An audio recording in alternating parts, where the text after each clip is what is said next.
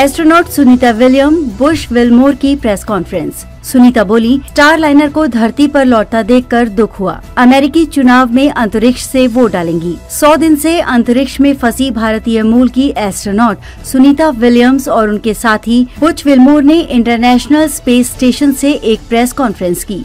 भारतीय समयानुसार शुक्रवार देर रात 12:15 से शुरू हुई इस कॉन्फ्रेंस में सुनीता और बुश ने कई सवालों के जवाब दिए।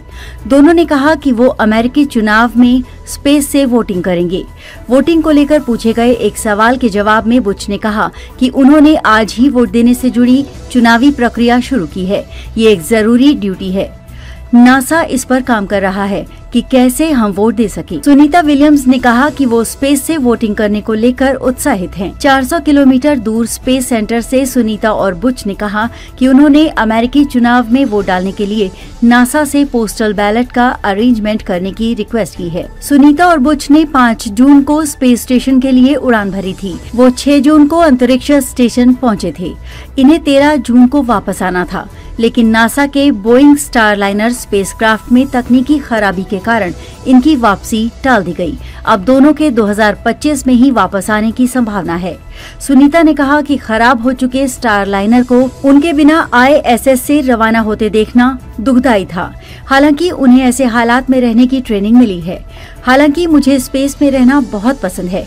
ये मेरी पसंदीदा जगहों में से एक है। सुनीता ने कहा कि ISS उनके लिए खुशी की जगह है।